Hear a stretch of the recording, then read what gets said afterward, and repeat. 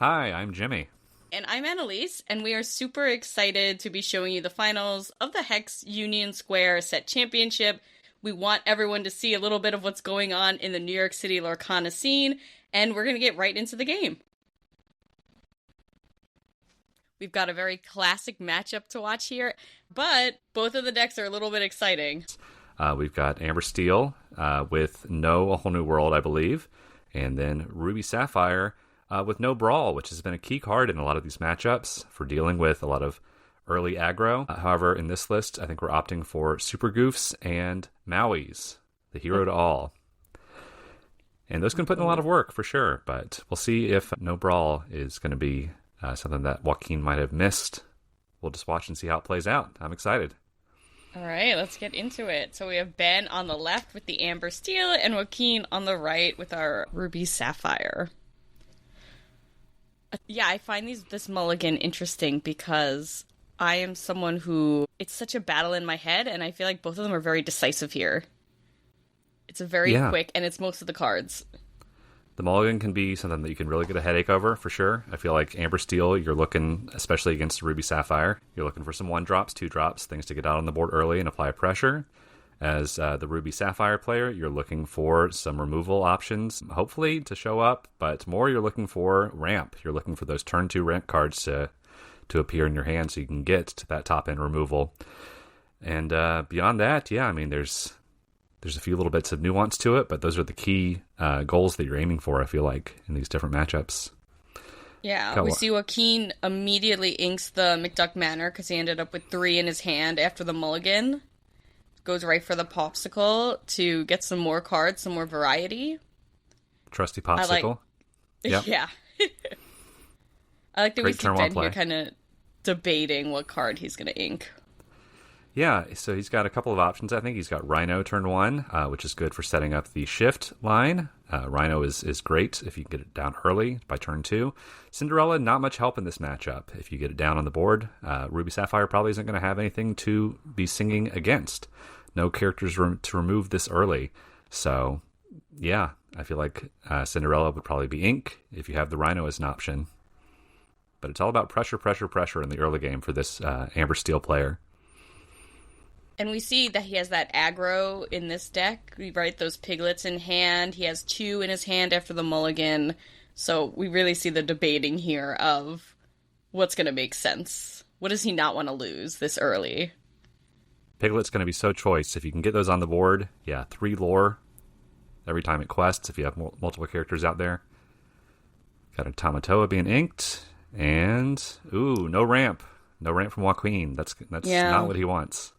And he's looking for it. So he uses the visions immediately to kind of identify what he needs. He takes a Tipo off that to set up the ramp for the next round. Ben draws a Daisy, which is great for him at this stage in the game. He puts it down immediately, and he starts questing. There it is. Pressure. Yeah, that's what you want. Double 1-drop, turn 2. That's ideal. Ben is in a good spot right now. Joaquin is on the back foot a little bit. He does get that turn 3 ramp, better than nothing, I guess. Setting up for those later stages. Yeah, another McDuck Manor in the Inkwell. I think he knows that he's not going to get those down really this game so far. He's going to need more pressure. McDuck Manor can help him close out some games. Oh my goodness. Yeah, that is disgusting. Oh my gosh. He's up to 5 lore, and you see a lot more on the board for the next turn. Conquest for 1, 2, 3, 4, 5, 6, 7, 8, 9 next turn. Yeah, so go up to 14 potentially. Wow. And here's the Maui. That's what you want. That's what you need to get rid of that Daisy Duck. He's questing for 2 each time. He'll need a few more rush characters, I think, if he's going to try to clean up this board. He's a few turns away from a Be Prepared or a Sisu. Debating over whether to use the popsicle to heal the Maui. He does. Not a bad choice. And I feel like this is where it feels bad, right? He's going to go into the Rhino. He gets to do 1 damage. He knows if, right, the shift, the damage is going to be good to counteract that resist. But there's 2 on the board. 2 on the board, yep. He's got a backup. Rhino came in pairs today. So T-Post is chipping away. Yeah. Just putting damage in wherever he can, which is probably the right move. T-Po's not doing much after he gets that initial ramp off. And there's the shift. Just like you said, there's the shift. And he's singing. Singing. Ouch. Getting rid of that Maui. He's going to be able to quest with everything. 6, yeah. So Ben is more than halfway there to the goal. Losing that Maui is not nice. That popsicle heal didn't really do much. Still probably the right move. Other visions coming out. He needs to. He's looking. He's searching. He already has be prepared in hand. Yeah, another Be Prepared's already in hand. So he's debating what does he need to take here. That Amber Steel clock is so fast. In hand. Yeah. Yeah. He's got some cleanup options if he can get to that ink level to be able to use them. But to also know that he's putting 2 popsicles at the bottom, that just feels bad. Not where you want those popsicles, yeah. Yeah. Grandma Tala comes down. Yeah. Another Visions. Visions. We have a trade. We got rid of 1 Rhino. So Visions is such a good card, such a key card for this Ruby Sapphire deck. It is so versatile, can help you find just the card you're looking for. Being able to look at 5 at a time and pull 1 can be so clutch. But pressure is just so intense on the other side. Oh, absolutely. Right? He gets rid of the Darling Deer. He puts down the dock, gets some more card draw.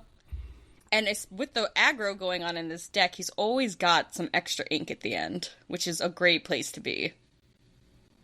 Yeah, never hurts to have a little extra to burn, for sure.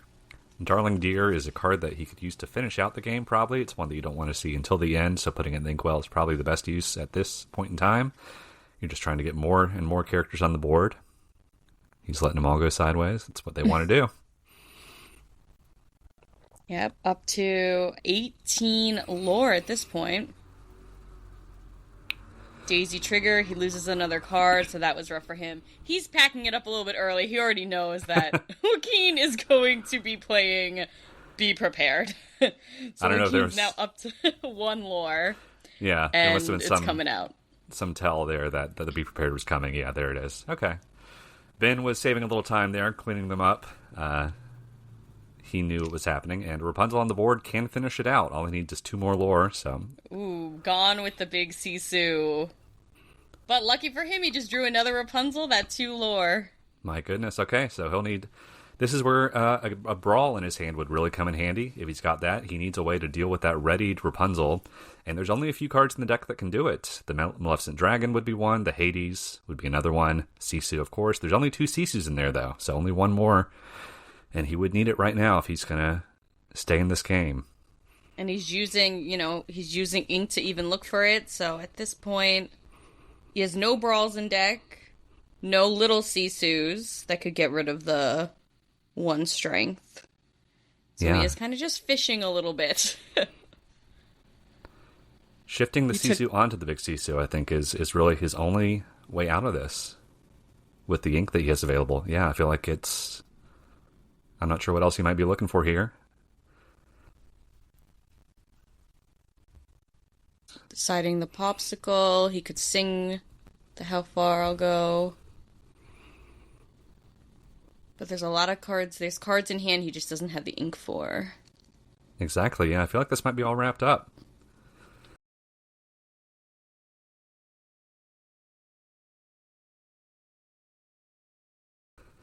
Luckily, there's 2 more games. Manor. I see a little bit of anger on Joaquin's side. He plays it. He plays. Yeah, so he sings it, but nope. He did not find the answer there.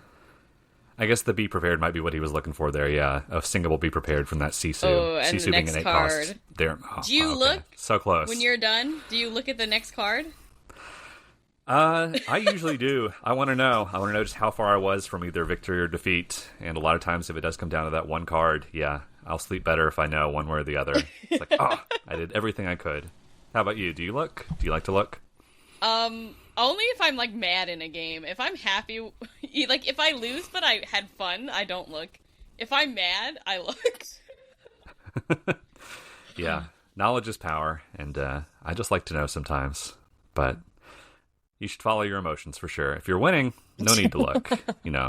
Whatever you did right was what you needed.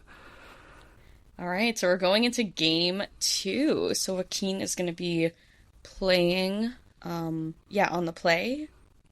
Ben on the draw.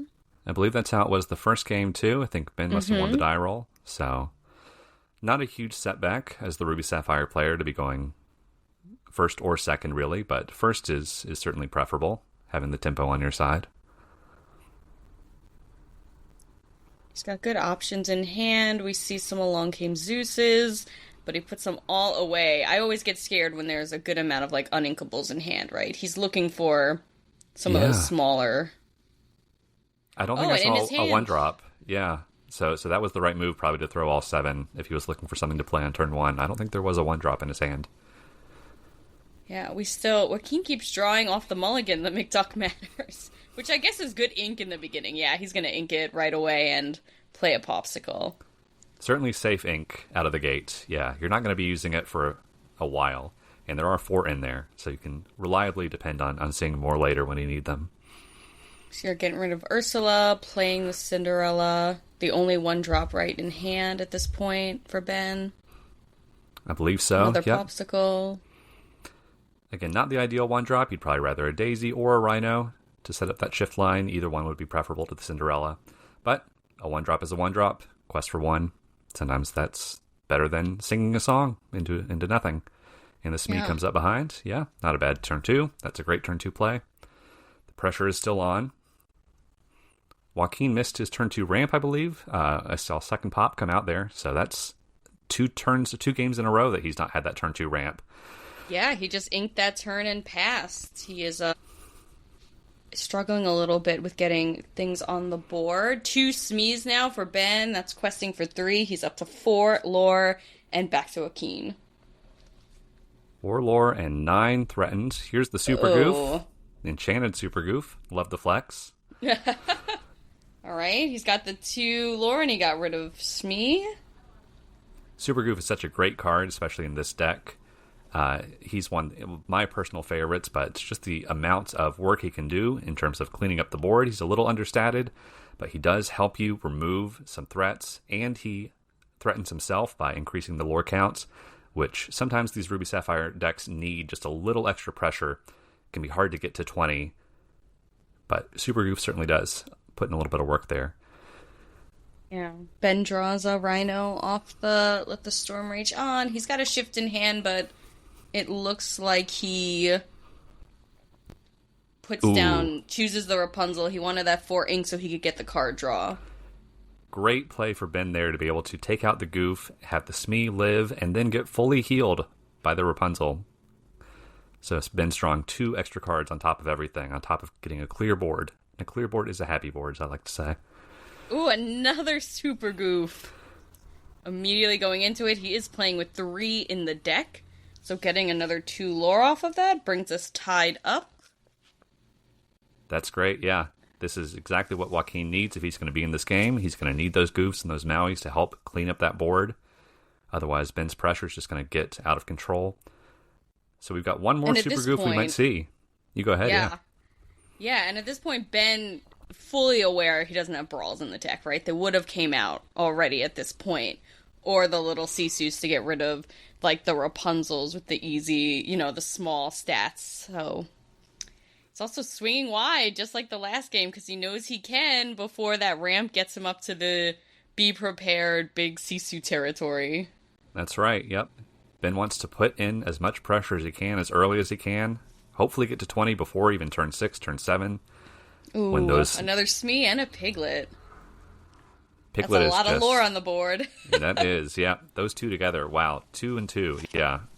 For 4 ink, you're getting potentially 5 lore coming from those 2 characters, which is so much. I mean, that's a fourth of the game right there. Yeah, he turns. He knows the goof's on board, but he wants that early lore while he can. Goes up to 8. Goof is singing, it looks like. And find another goof. One. The triplet of Goofies coming in. Yeah, the third one. All enchanted. And the final one in the deck. All enchanted. Absolutely. If you're going to have super peanut powers, you might as well have the enchanted version. I really love to And see I that. think... No, yeah, absolutely. And I think it's interesting because for me, I might have automatically just challenged with the goof that was there. But Ruby Sapphire is so built for, like, continuing to find cards, singing to find more cards, have more resources, not only play with the ones on your board.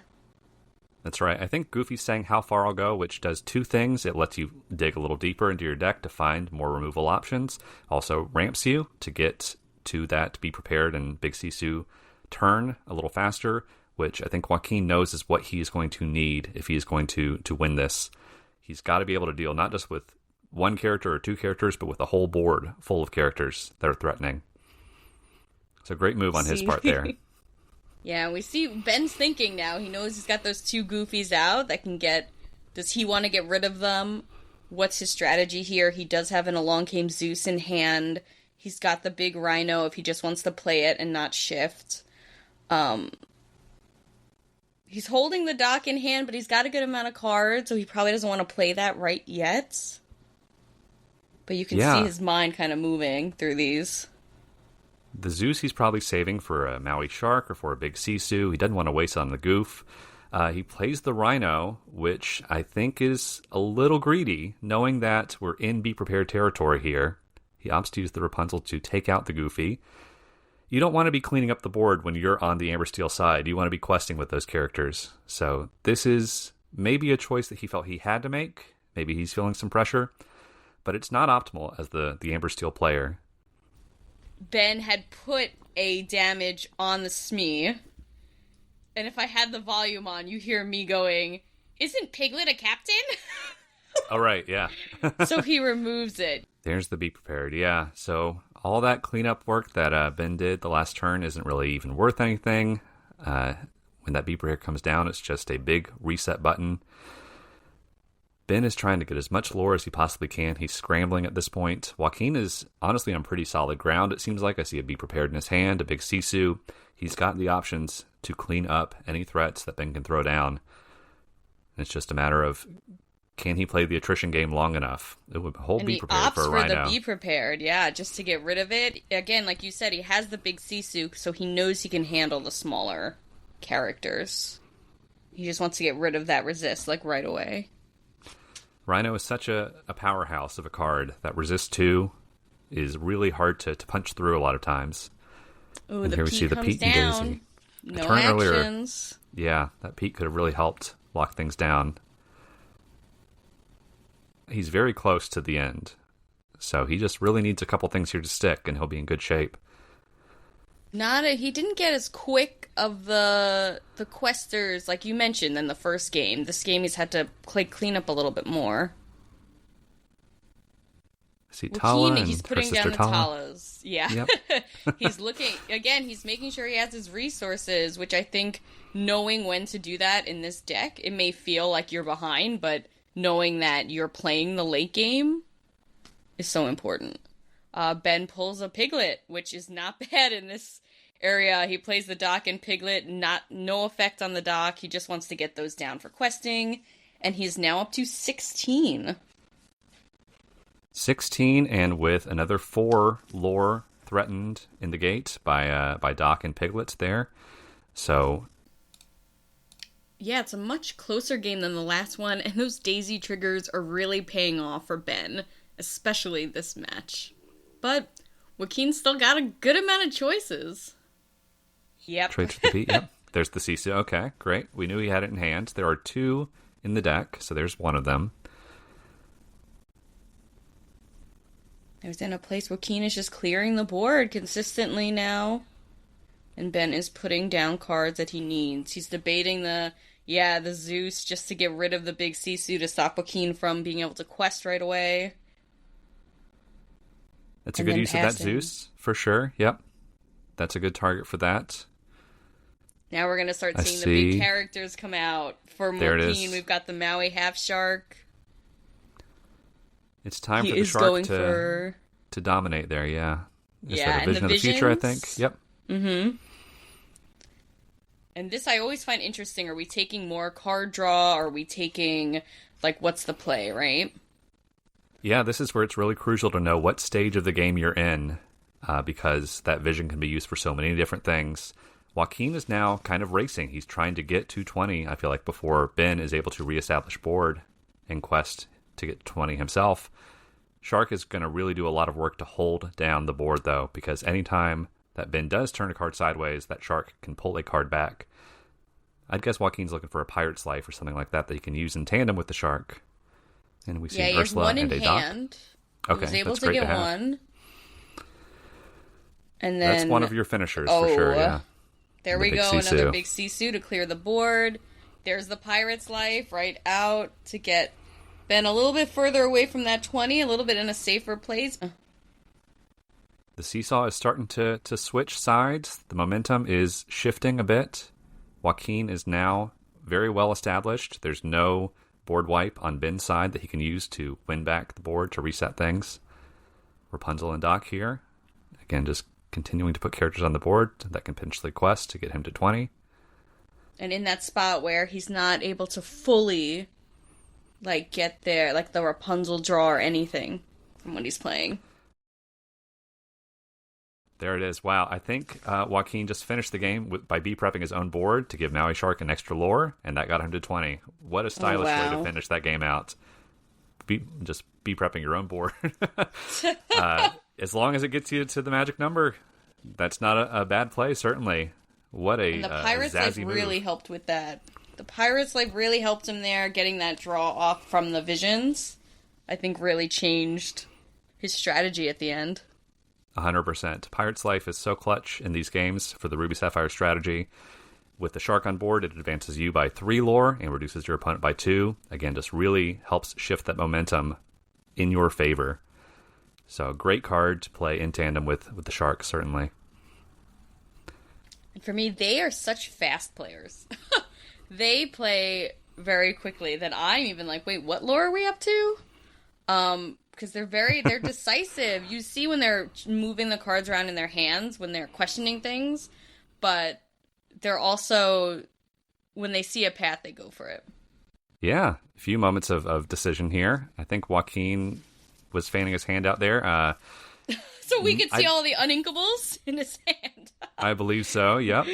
He had that Hades in there, which you don't want this early as his little spice in this deck. We'll see if he gets his turn 2 ramp. He hasn't gotten it in either of his previous games. It's really a key part of the Ruby Sapphire strategy is to ramp early, especially against such an aggressive deck. He hasn't really had too much of an issue, though. He's been able to swing it back. He's had those rush characters, those super goofs coming in and helping him reestablish dominance on the board. But if he can get turn 2 ramp here, then I feel like that's, well, it's going to be what he wants. So that's probably part of why he's throwing back the full fist as well. Getting started with game 3. Game 3 here. All right. They are very fast players. I agree with you. Very decisive.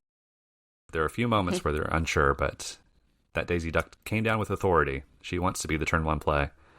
Third game in a row, McDuck Manor is the first thing into the Inkwell for Joaquin. Nothing to play, no popsicles to start out here, but we're going to see if he makes up for that later.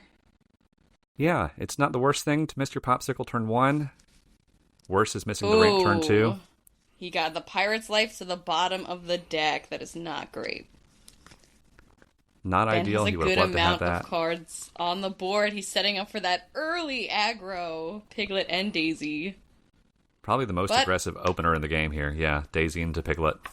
This is the first sale we've seen. We're getting to see some of the ramp in action. It took a minute, but it did eventually on game 3. The sale comes out and gets him up to 3 ink. That's great. Game 3 is when you need it. Pull out all the stops. And Daisy and Piglet questing for 5 total here. He gets the Maui off of it at least. Something that he can keep and be useful for later. And Ben's already up to 7 lore. Ben, I believe, is also, just to call out this playmat he has. He is a Hex West 1K champion, and he is flexing that with his playmat here. So this is a battle of titans. The Goofy comes out. Joaquin's able to just get rid of that Piglet early. Ben drops his hand onto the board and quests for another 5. So we're at Amber 12. Steel. Joaquin's gonna check. He's doing exactly what he wants to do. Ben is fully executing his game plan just as intended. He has got all those characters out there, all potentially questing. Super Goof can only do so much by himself. We're going to need a Maui. We're going to need another Goof to come in. And there's the Maui. And the board gets a little bit smaller. Yeah, we see him. He's had to, it's not the first time, right? He's had to put some of the ramp into the inkwell early just to make sure he could get some characters on the board to, right, his rush characters, just to make sure he's not letting Ben swing too wide on the board. But another daisy that he drew. Youch, that duck. Yeah, They come in packs. She really changed the game when she came into the scene. I tell you, there's just no turn 1 play like her. She is so aggressive, and she's got such a big body. She can be very hard to deal with for a lot of decks. But Maui is just fully ready. He is ready to charge in. He is one of the few things that can deal with her efficiently. At this point, Ben is up to 16 lore. Joaquin has 4 from the Goofies. He's going to play another Maui, knowing he has to really just clear the board as much as possible here. Which is pretty doable for him with the characters he's got. But knowing him, he wants to get that popsicle down as well. He's got a lot of uninkables in hand, though. That's going to make it hard. He's got that big Sisu. We see somehow far all goes. Oh, he's inking the popsicle. Not what he wanted, but the only inkable card he had. He doesn't like it, but it is probably the best choice given where he is right now. He is absolutely fighting for his life in a lore hole of 16 deep. He is just doing everything he can to stay above water. All right, Ben goes for the dock. He is going to get rid of the Along Came Zeus. Not worried about the Maui's questing at this point. But that brings him up to 18. And he's got to know that Joaquin's getting into the be prepared big Sisu territory. It's such an interesting thing to see. The Amber Steel deck goes so wide in the beginning, and then by the end, I feel like they just are coming over the top of a cliff. Every lore counts at this point in the game. So he opts to discard the Along Came Zeus so he can get that dock, who can just quest for one more bit of lore and put 2 more cards in your hand that could, again, be questable characters. Joaquin, pull the Develop Your Brain, plays it immediately. He's looking for, the setup going into the late game, and what's going to be most effective. He hard casts How Far I'll Go. Ooh, the Pirate's Life for the Grammatala. He keeps the Pirate's Life in hand, which makes sense at this point, based on Ben's lore count, getting rid of a character he can, and inking the sail. And so Ben's going to be able to get to 19 here, uncontested. All it's going to take is 1 more lore. And putting some damage into the Maui so he can draw an extra card. If there's a Pete here or something, I feel like that is it. If he can put a Pete down, then that game is locked up. Yeah, he gets to the 19 and passes. He knows the dock is not going to stay on the board very long, but he's inching towards that 20. Joaquin has card draw in hand. He's got some big players in hand. He's got songs in hand. He just has to decide what to do. Yeah, he's got a lot of options on his side. But only a few things are really going to help get him back from 19 lore. He is staring down the face of death here. He's going to need some Pirate Slice, I think, to inch back from the precipice. It is not impossible, though. He takes out the dock. We saw that coming. But now what is he going to do with all this ink that he has? All right, he is putting out our first Tamatoa So Shiny, right? He inked those in the first game. He finally gets to play one. He's going to take back his popsicle. Yeah, great card for Ruby Sapphire since the death of Hiram Flaversham. Tamatoa is one of your primary card draw engines now. All right, another Develop Your Brain. Oh. Yep, we're digging. Seems a little frustrated there. Heals the Maui with the popsicle. Ben puts down a Rhino. Very straightforward. Would get him the lore he needs, but we know Joaquin has some answers for that already in his hand. Yeah, it's going to take a Be Prepared or a Maleficent Dragon, potentially the Hades, the 7-cost Uninkable Hades. We see the Pirate's Life sung together by the duo of Mauis, the Maui twins. That helps walk Ben down a little bit, so he's not quite within goal range. Buys Joaquin a turn at least. Yeah, Joaquin's now in the double digits of lore. He's Be Prepared. He Be Prepared just for the Rhino. Yeah. He doesn't want him to have that 2 lore. And I completely understand why. Puts him in the position where, all right, he plays the Ursula. He knows, gets rid of it immediately with the big Sisu. And now he has 3. Another Ursula. I have deja vu. I swear we just saw the Ursula come down and get wiped, and then here's another one. Sisu, and there's a Sisu again. 2 Sisus. Both the Sisus in the deck showing up right on time. All right, along came Zeus. Just gets rid of one of those. Now Ben's playing on the defense. Ben has got to be sweating right now. He is so close to victory, and yet he can't seem to get across the goal line. He just needs something to stick. All right, we see, the McDuck Manor finally coming out because he knows he's in a place that could work, and we're done. McDuck Manor, ink most of the time, but checkmate card in this final game 3 here to give Joaquin a 2-1 victory over Ben. Great games from both players. I think they made a lot of smart decisions, and it was really, really a close one. Credit to both of them. Definitely. And there were some interesting cards. Yeah, so they're talking about some of the cards that we didn't see Ben get to play, but that were in his deck out there. The Darling Dear Beloved Wife card. We didn't see Joaquin play the Hades card that was in his deck either. So there was a little bit of that spice that we saw didn't get to be utilized, but I'm sure it was utilized to bring them to the finals throughout the day. I don't think we saw Joaquin pull a Maleficent Dragon. We know it's in the deck, but I don't think we saw one. Merlin's Carpetbag's also in the deck. Correct me if I'm wrong, I don't think we saw that either. No, I don't believe so. Yeah. Just so a one-off kind of his of one-offs. Yep. Yeah, the one-offs we didn't see, but the Super Goofs really came in clutch for him. This was a great example of both players executing the fundamentals. Yeah, this game these games rather, were just built on the backs of Piglets and Goofies, I feel like. 4 ofs in both decks, I'm pretty sure. And just a really testament to showing off those enchanted Goofies. Very nice. Great players, executed their games very well. I feel like generally they did what they wanted to do. Joaquin missed that ramp game 1 and 2 and found it game 3. I feel like that might have made a difference here. Ben had such an aggressive opening in that game 3. It was such a crucial last game. And I feel like both of them got to do exactly what they wanted to do. Unfortunately, the timing and the tempo was just in Joaquin's favor. Or fortunately for him, rather. Unfortunately for Ben. It's exciting when you have Maui Shark down, and it's really, neither of them are playing a Amethyst deck, let's say, where you have, like, the goat's gonna come out and get you the lore at the end, but the actions with Maui Shark, that's like their version of the goat, right? Exactly, where they can just get those lore down that the opponent, you can't see their hand, you don't know if it's coming or not. I think that's exciting. It's the goat that we have at home. Yeah, it's the shark action combo. It's a lot of fun, yeah. I love the burn version of Ruby Sapphire. It's just wild, yeah, how quickly it can swing the games when you get some sharks on the board, and then those actions start coming in, hot and heavy.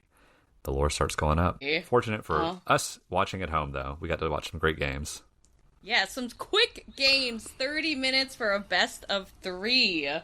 Those are some very quick games, especially considering the Ruby Sapphire was playing. But yeah, all right. Awesome. Well, anyone watching, thank you so much for joining us. We're super excited to be able to give you a little look at the New York City scene, our set championships for July. And we're hoping to record some more games and talk about some more games. Yep, it's been a pleasure. Thank you, Annalise. I'm Jimmy, and we'd love to keep bringing you some great commentary on the NY Lorcana scene.